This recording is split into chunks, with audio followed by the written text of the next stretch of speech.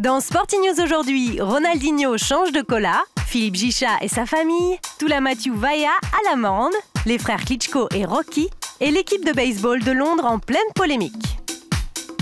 C'est l'éternel débat, Pepsi ou Coca-Cola. Entre les deux, Ronaldinho a fait son choix. Sous contrat depuis des années avec la marque de boisson gazeuse Pepsi, le footballeur brésilien a changé dernièrement son fusil d'épaule. Ronaldinho va désormais faire la promotion du concurrent Coca-Cola.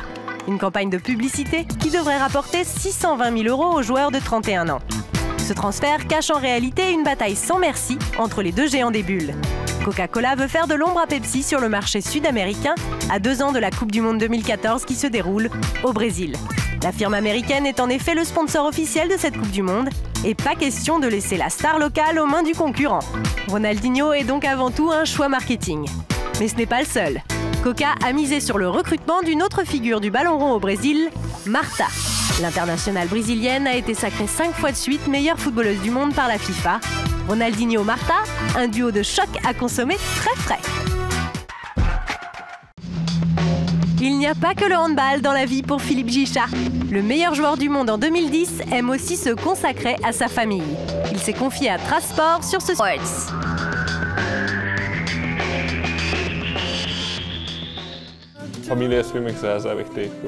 La famille est très importante pour moi. Je me ressource chez moi avec ma famille. Gagner était la seule chose qui m'importait avant. Mais depuis que ma fille Valéria est née, j'ai compris que les choses avaient changé.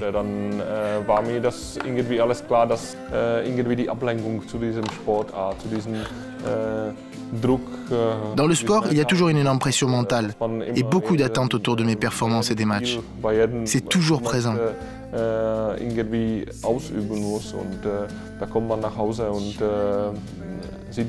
Mais quand je rentre chez moi et que je vois ma fille et que je ressens l'atmosphère autour de moi, j'ai l'impression de rentrer dans la vraie vie. J'adore jouer avec ma fille. Elle est toujours heureuse. Je peux dire que grâce à ça, je suis devenu un meilleur joueur de handball. Je peux dire ça car maintenant je sens que les frontières sont plus claires.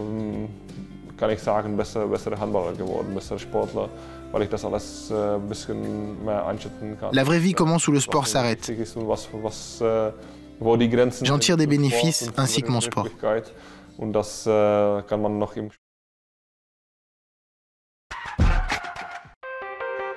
Tula Matthew Vaya, l'entraîneur de l'équipe nationale des Samoa lors de la dernière Coupe du Monde de rugby, a été mis à l'amende par son village. Licencié par sa fédération à l'issue de la compétition, le technicien avait rejeté la faute sur ses joueurs en les accusant d'avoir passé l'essentiel de la Coupe du Monde à sortir et à boire. Une situation qui ne s'est pas forcément vue sur le terrain, puisque les Samoa ont terminé 3e de leur poule en perdant de justesse face à l'Afrique du Sud et au Pays de Galles. Néanmoins, la polémique n'a cessé d'enfler dans les îles du Pacifique. Face aux accusations de leur entraîneur, les joueurs ont répondu en l'accusant d'avoir été absent très souvent, notamment lors de la remise des maillots du dernier match. Assez échaudé par cette situation, le chef du village de Tula Matthew Vaya a décidé de mettre l'entraîneur à l'amende pour avoir donné une mauvaise image de sa communauté. Il devra donc s'acquitter d'une amende de 100 cochons selon la coutume. Une amende qui peut faire sourire mais qui est prise très au sérieux aux Samoa.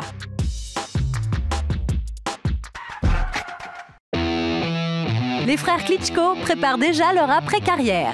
Les deux boxeurs ukrainiens viennent de s'associer à Sylvester Stallone pour produire la comédie musicale Rocky, adaptée des films du même nom qui mettait en scène l'acteur américain.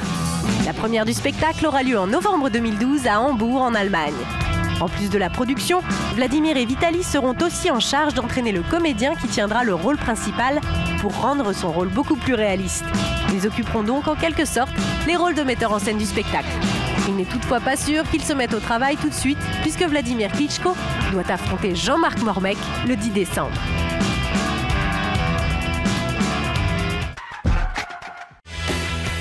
Londres est une ville paisible de 350 000 âmes dans l'Ontario, au Canada. Alors que son équipe de baseball des Werewolves a coulé, un homme d'affaires local du nom de David Martin a décidé de racheter l'équipe.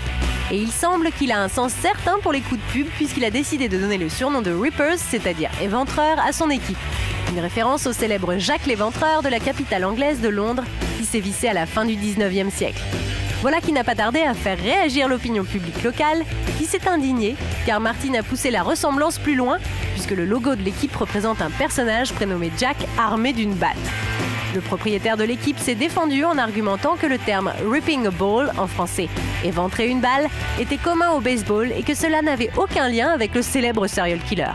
Il semble néanmoins que Martin devra faire machine arrière avant le début de la saison 2012 s'il ne veut pas que son équipe soit écartée de la Frontier League, une ligue mineure nord-américaine.